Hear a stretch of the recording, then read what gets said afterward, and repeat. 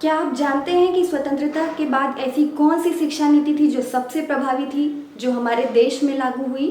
तो वो है कोठारी कमीशन यानी कि कोठारी आयोग।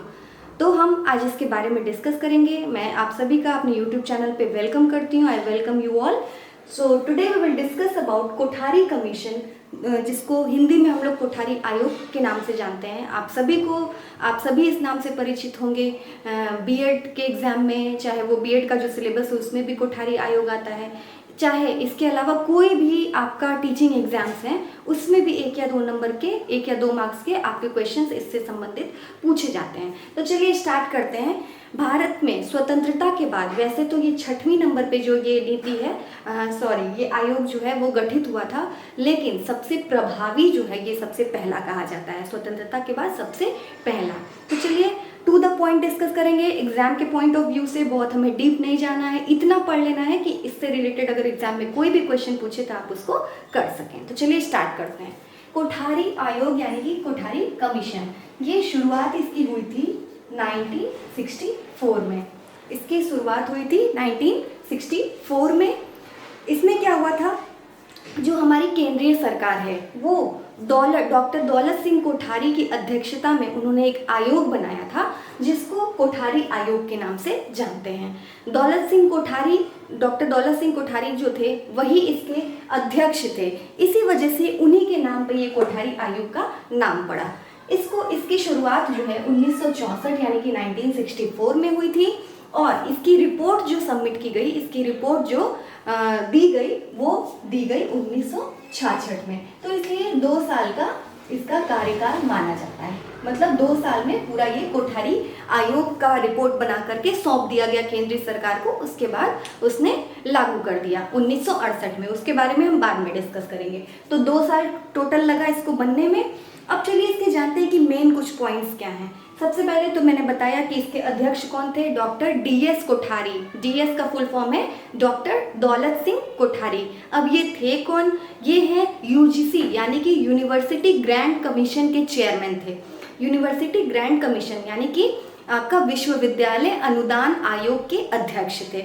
उन्होंने ही ये बनाया था कोठारी कमीशन, जिसको हम आज भी पढ़ते हैं अपने टीचिंग एग्जाम्स में भी, और हमारे बीएड में भी ये एक पूरा अच्छे से एक विस्तृत टॉपिक है। तो चलिए सबसे पहले जान लीजिए इसमें कितने मेंबर्स थे।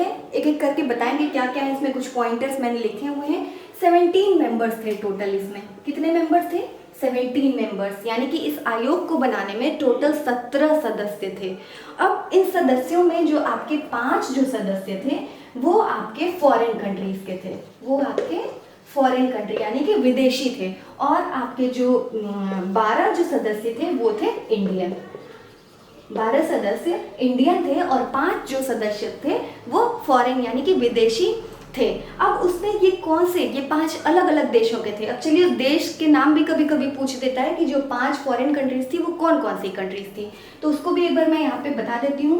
उसमें था USA, United states of America, UK, United kingdom, USSR, जिसको रशिया, अब इसका नाम रशिया है, रशिया के नाम से जानते हैं।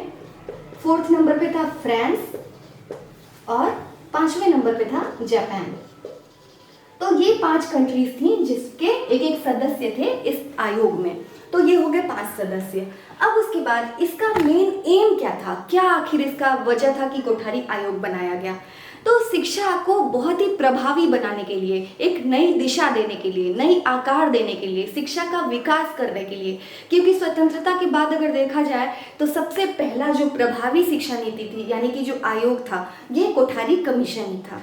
तो ये था इसका मेन वजह क्या था, फॉर डेवलपमेंट ऑफ एजुकेशन यानी कि शिक्षा के विकास के लिए। दूसरा है try to cover entire field and aspect of education.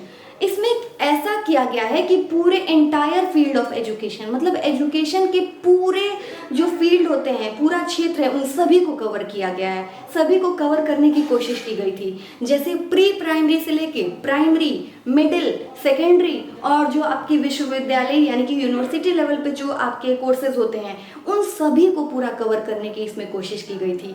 तो ये सबसे आप कह सकते हैं कि पहली थी ये आयोग जिसमें पूरे एंटायर हमारे एजुकेशन सिस्टम को इंक्लूड किया गया था।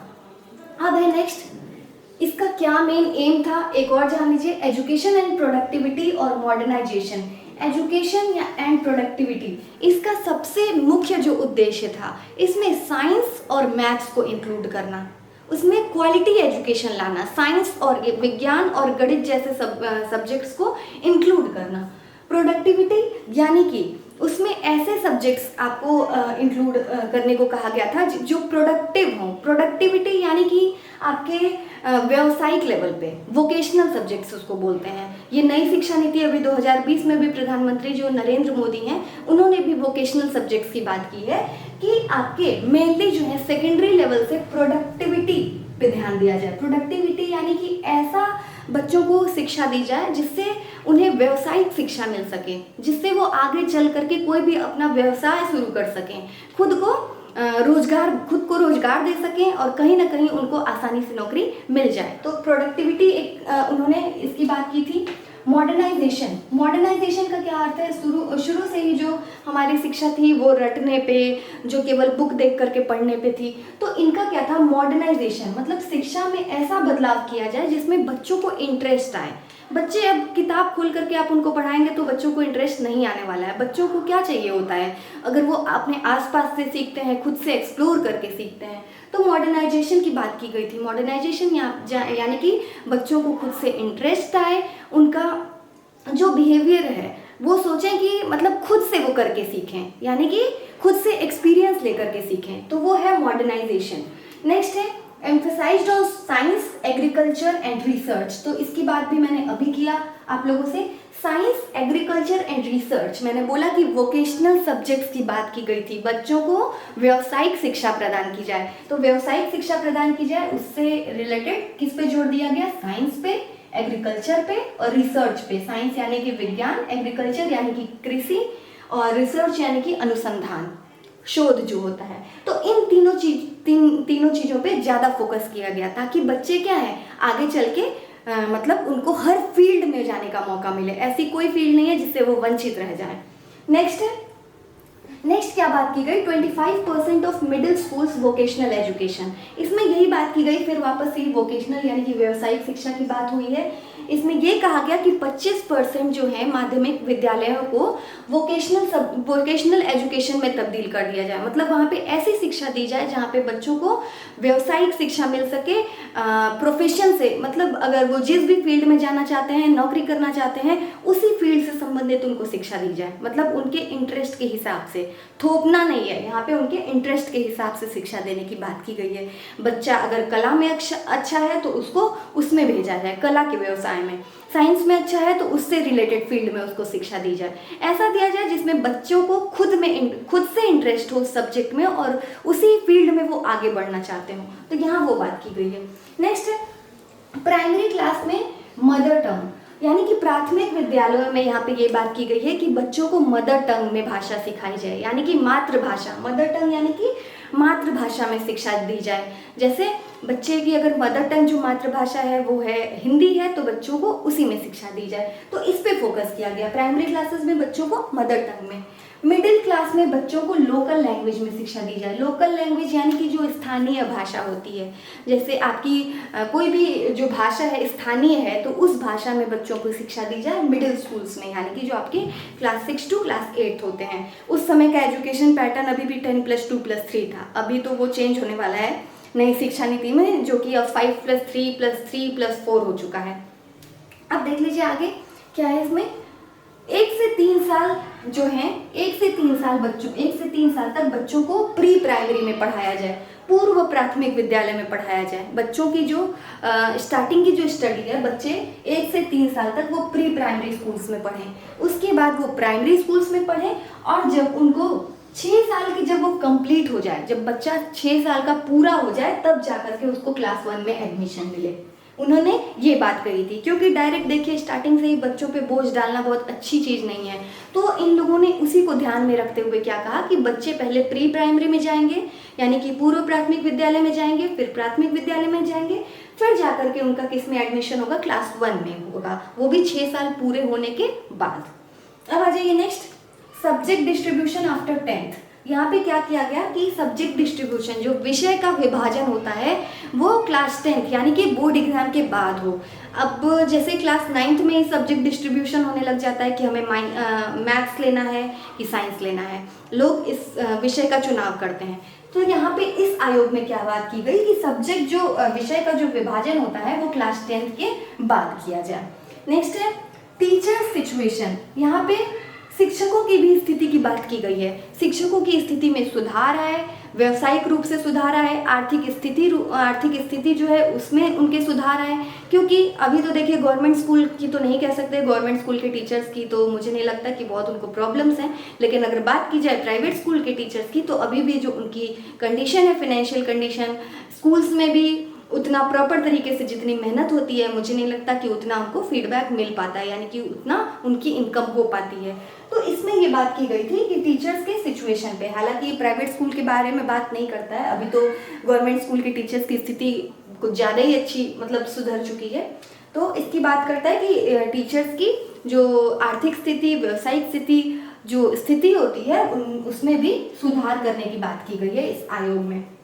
नेक्स्ट है वर्क एक्सपीरियंस, यानी कि कार्य अनुभव। यहाँ पे ये नहीं कहा गया कि बच्चों को बस किताबी ज्ञान दे दिया जाए, लेक्चर दे दें, किताबी ज्ञान दे दें। इस आयोग के अंदर क्या था कि बच्चे जो हैं वर्क एक्सपीरियंस यानी कि खुद से कार्य का अनुभव करें, कोई भी कार्य खुद से करें ताकि उनको अनुभव प्राप्त हो और आगे उस अनुभव का वो यूज़ कर सकें, आगे जाकर के यूज़ कर सकें। क्योंकि बच्चा जब पढ़ के निकलता है तो उसको किसी चीज़ का अनुभव नहीं होता है, क्योंकि वो क्या है ज़्यादातर बुक से ही बच्चे जो हैं वो पढ़ते रहते हैं। तो यहाँ पे इस आयोग में किस चीज़ पे एम्फेसाइज यानी कि इंसिस्ट किया गया कि बच्चों को वर्क एक्सपीरियंस दिया जाए, कोई भी काम है तो बच्चों को दिया जाए ताकि वो खुद से करके उसका अनुभव प्राप्त कर सकें।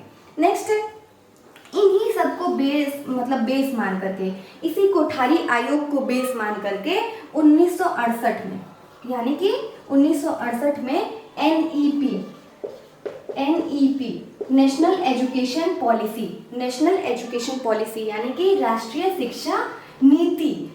शिक्षा नीति बनाई गई, जो कि केंद्रीय सरकार ने इसी कोठारी आयोग के ही बेसिस पे, इसी कोठारी आयोग के ही आधार पे नेशनल एजुकेशन पॉलिसी बनाई और यही सारे सिस्टम्स को इसमें लागू किया। जितने भी सारे मैंने पॉइंट्स बताए उसमें उन्होंने इस चीज़ को लागू किया और इसी में 10+2+3 होता है, जो कि अभी 5+3+3+4 हो चुका है।